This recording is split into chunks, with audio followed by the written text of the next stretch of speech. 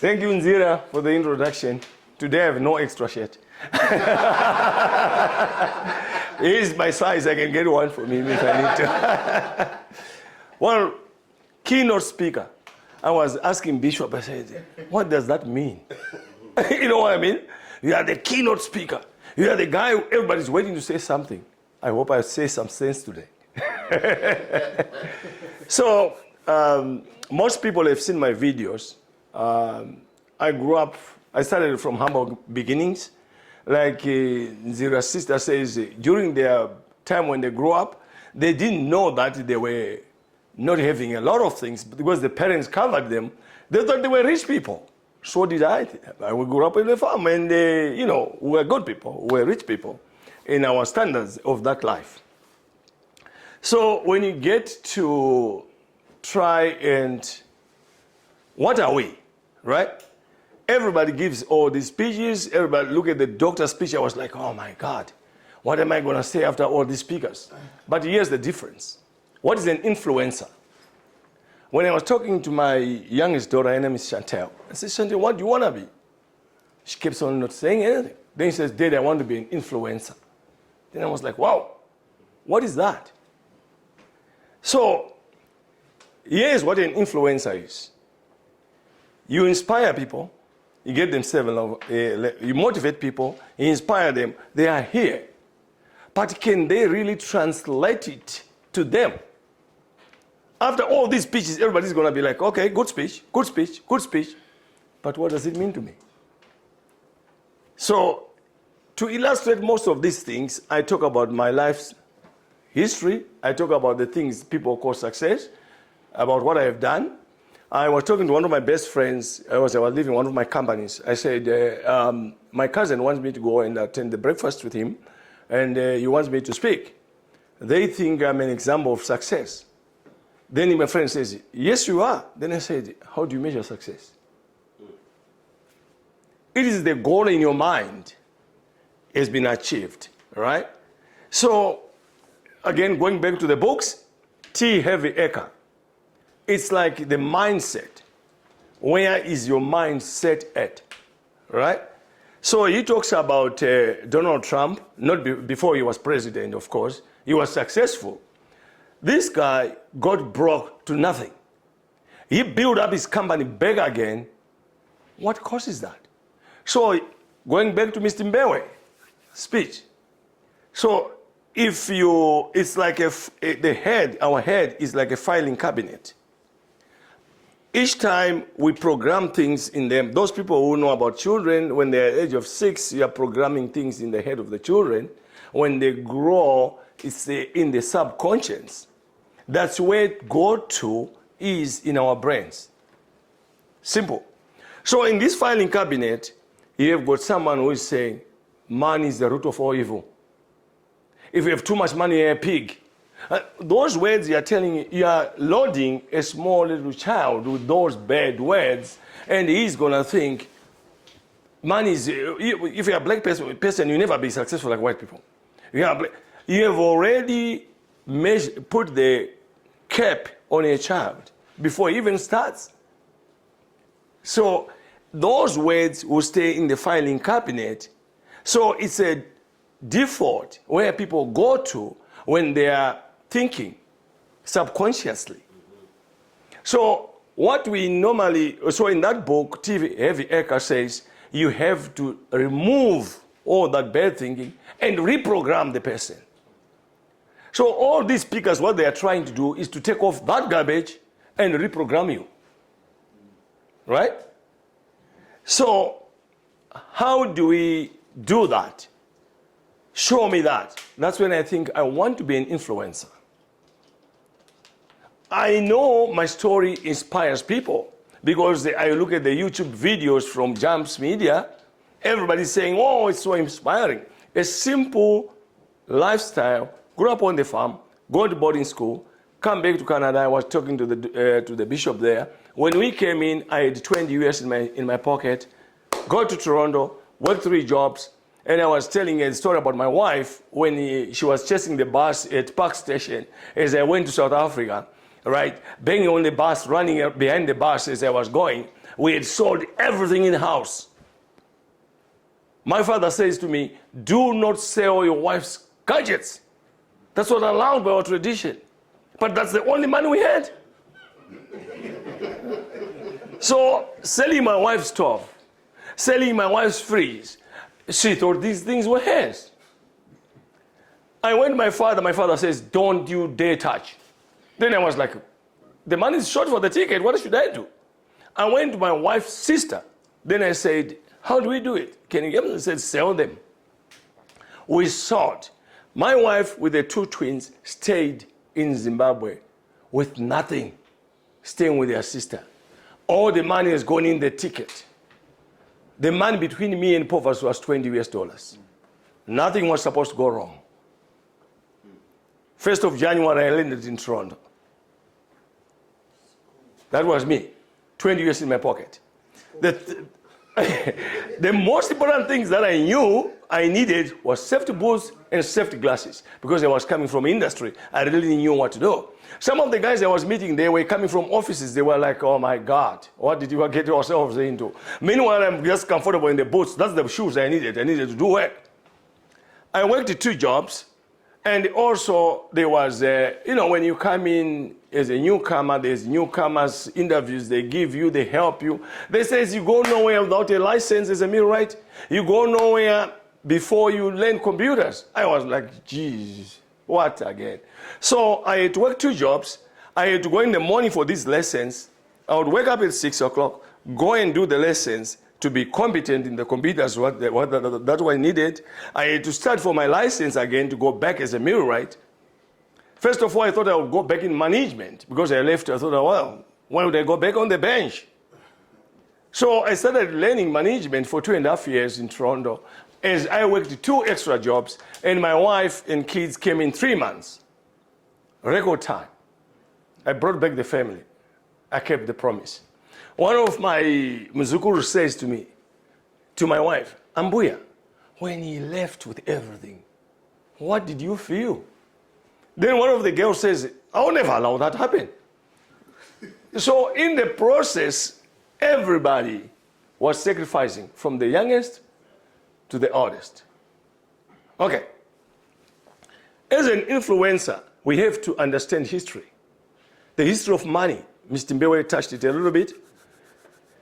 Oh, the syllabus was created by a gentleman called Rockefeller. Rockefeller had farms, plantation owner. His idea was to create a syllabus whereby people have to be loyal to the plantation owner. Remember my father has a farm? Remember we had the workers? Simple. When it comes time to go to the township or to the major town for shopping, Bindura, you load all the workers in, you drive them to Bindura, you tell them you have got 1.5 hours to buy everything, the lorry is going back to the farm. They run, they grab what they can, they jump back in the lorry, back to the farm, you open the farm beer hall. They're going to have to spend the money they earned from you in the beer hall. But guess what? Now I control the beer hall. I make sure that every Sunday, beer hall is closed. You know why? They will be tired for Monday. Shut down the beer hall. It's called plantation owner mentality. The syllabus was designed that everybody answers to the plantation owner. This is why if you're an accountant, you see an accountant is not a businessman, you start asking why. The reason is, he was accountable to the plantation owner. I don't want to sound political. I just want to explain you the facts. So, I can almost tell you with almost certainty, rich people's syllabus is different from yours. They learn how to protect their security. They learn how to run their father's business. At the farm level, yes, I learned different than the farm worker. I knew that we have to do this crop rotation. I knew that we need so much yield. To achieve this, we need that. The moment you have the accountant, his job is to give me the papers that is accountable to me, the plantation owner, not to him. The moment the accountants try to think that he's going to think like a plantation owner, that is the end of the relationship. So, if we know that, should we rewrite history? No. If we know that, how do we change our mentality? It goes back to one of my videos with Jumps when he was saying to me, when I was telling him about my uncles, the one who passed away, he was saying to me, what can you come and teach us when you come from there? It's only a mindset. Now with what we know, how do we do this? We know that we are being made, it's not anybody's fault. The syllabus is like that. Anybody who thinks outside this box, like Mr. Mgoro says, is not acceptable. That's what capitalism is all about. So you want to be a capitalist, to be on the top of the food chain. That is the idea. And let everybody else work for you. When they're a group, when they're an individual, it doesn't matter. We're going back to how it applies to us. When my cousin invited me, the first thing I said to him, there are several organizations doing the same thing. Okay? Then he says, yeah, but we are starting this one. We are very good in starting things. Are we good in implementing them? Are we good in working together as a group? Here is the philosophy which I always believe in. You never make money alone. It's impossible. There's so many hours in the world, in the day to work, and that's it. Other people have to work with you. If everybody is now with me as a plantation owner, we have something in common. We are blacks, we come from Zimbabwe, we have similar backgrounds, we have similar respects. So these kind of things, we have a lot in common, which we can translate to the next stage. So part of I've got Tim Hortons and Petro Canada, everybody has said that before. I've land in Redwater 10 acres, which I'm developing into other developments there. We've mentioned that before. I have a manufacturing company. It's called PPE Manufacturing. We manufacture PPE. It's here in Edmonton. In that business, we have a partnership. So when my friend said to us, let's go back to Zimbabwe and do a business together, I said, yes. Let's prove that we can work together here. Working together is like a marriage. It's not the money. It is working together. That is the key. So I'm participating in one of the groups again with the same mentality. This is another group with the same mentality. My wish would be getting all those groups into one group, and they will become powerful because we have numbers. Can you imagine, we can do math quickly, obviously, Mr. Mbewe. If we have got 5,000 from 100 people, everybody puts in 5,000. How much will you end up with? 500,000. How much? 500, 500,000. If we have 200,000 people, we put our resources together, that's 1 million right there. Now, we can borrow. So times 4, we can now borrow 4 million. Again, our backgrounds has proved us that we cannot work together. We cannot work together. Yes, we can work together. Yes, we can work together. This is working together. It's in our DNA. The house belongs to his brother. The other house belongs to his other brother. They are all together. But sometimes they say, okay, this day, it's a Thursday, we are going to go to the field which feeds the whole family here. You do your individual things. You put all your monies together. Now, you can scale it up.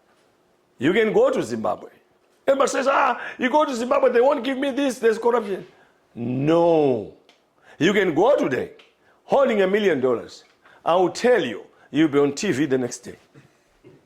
As simple as that. I don't have to phone any government official. I just get a plane and tell them I have $1 million here. Can I take that project? They are all over me. That's how simple it is. All this, oh, now the government is going to do this. The government will do nothing. It's nothing to do with business. In fact, they will just give you the land to do whatever you want. As simple as that. Because you have the money. You have the numbers. If I walk today, whichever government is there, and tell them, I've got 200,000 people from diaspora. We've got 34 million. Can you listen to me? First of all, they know, oh, these people will vote for me. That's what they want. Second of all, they know that, yes, it's simple. It's simple logic. The next thing is like, can you come to Manicaland? No, can you come to Central? Everybody's fighting for you. And you're just walking, oh, we have a team of technocrats here. Let's sit down. Let's analyze the projects. You do your math. This makes business sense for us. And now we are the capitalists. We are sitting on the food chain.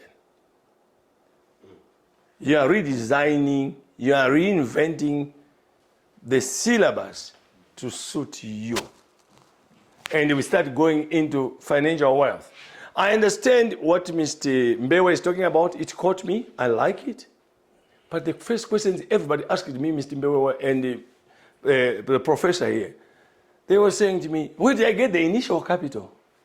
When you start talking to people about the fears that were put to them since they were young, I can bet you the worst person I never wanted to see in my life when I was in Zimbabwe is a person selling insurance. Oh my God, what a scary man. That's one of those scariest men ever. And for some reason, people who are in the teaching field will leave teaching field and go and sell insurance. And they would be coming to you following every day. Please leave me alone. The insurance man is here. You know, and the wife will ask, what do they really do? The wife will kill you. Don't even you dare. You know, all these kind of fears were created by lack of knowledge. Now I'm 55. I'm retired. I'm obviously retired. I wouldn't keep on working. It was making no sense to keep on working when I could work 3 times more with my own businesses. It didn't make economic sense. So, having said that, in a nutshell, what is the path forward? What is that? There's a young generation here. There is the young men here. They are saying, okay, what's this old man talking about? So what do we do? Oh, I don't have anything in my pocket. So I didn't have anything either. I still don't have anything. All I can do is try to be an influencer and help other people to go in the larger group. My wish is this group, the other group, the other group, I'm being invited to speak to all groups. Imagine. It's so painful. The good thing is, everybody believes that I know something. I didn't know that I know something. It looks like they're inviting me for some reason. I asked my cousin Edmund, I said, hey, these guys are calling me again. What should I do? Then he says, Sekuru, maybe there is something you may help. The moment I start thinking I'm an influencer, then here I come.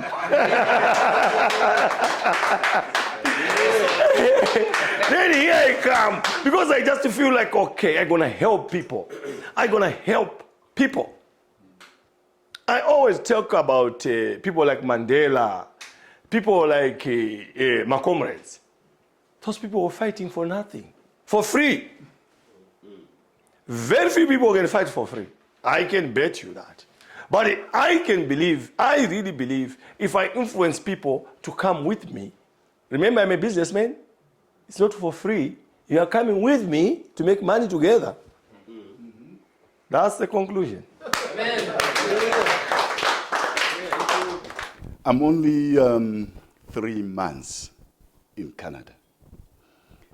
Choga, I've just been impressed. I'm good. Choga, Bishop, I'm impressed.